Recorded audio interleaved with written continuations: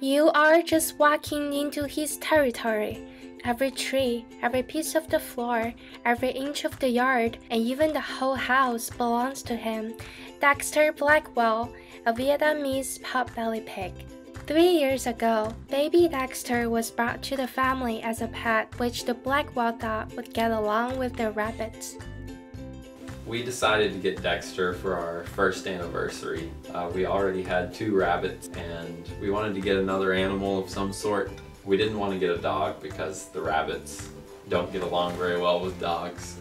So we found a breeder in Texas where we used to live, not too far from where we live. And we went and we got a pig.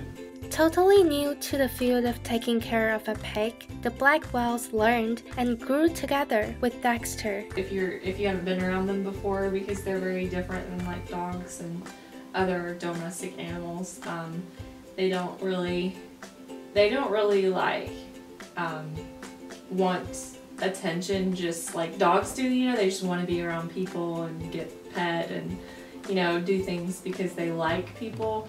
Dexter is really, or pigs in general, are motivated by food, and so They love food. yeah, they do. They love food. So to get them to like even come to you and things like that, sometimes you have to use food. So it's a little bit different than interacting with a dog. Yes, eating delicious food is one of the biggest goals in a pig's life. But to have a healthy and long life, Dexter has to follow a strict daily diet. The food that we give Dexter, it's just commercially available miniature pig feed. So Dexter gets about 2 cups of feed per day. So we give him 1 in the morning and 1 in the evening. And then if he's outside, he will dig around, eat grass, eat different things. And he does get some treats here and there, but we try and restrain from feeding him too much because he will eat almost non-stop. Although a life without snacks might be miserable, Dexter is smart enough to know what to do in exchange of treats. Dexter, spin. Reverse.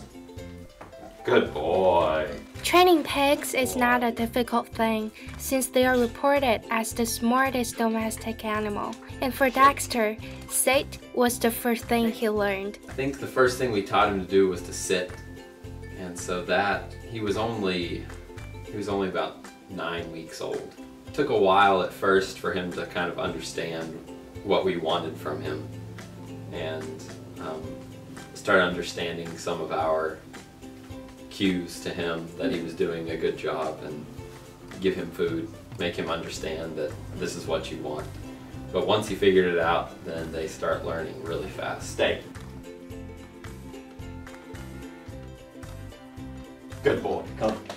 Having a pet pig changed the couple's views on their choice of pork and also make them think deeper about pigs' life attitude. It was kind of hard for me after a while of just being around him and seeing how smart he was and how much he enjoys life, and also just the more we learned about them and their lifespan and everything, it was a little hard for me for a while, but I think I just feel more like conscious now that when I do eat pork, thinking about trying to get it from somewhere that the pigs are raised humanely and have like a good life. He can be very destructive. Like, they love to root. I mean, if he has yard space to root and dig up a yard, you know, he'll do that. But if he's really bored indoors, he'll look for something to do because they're so smart.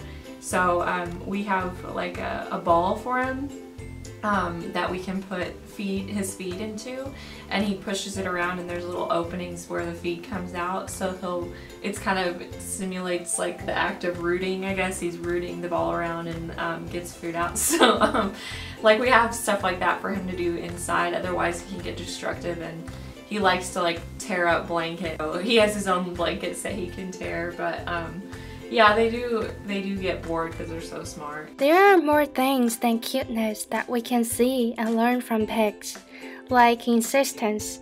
Dexter will never give up snuffling for food, or the curiosity and longing for new things, or at least a smile every day.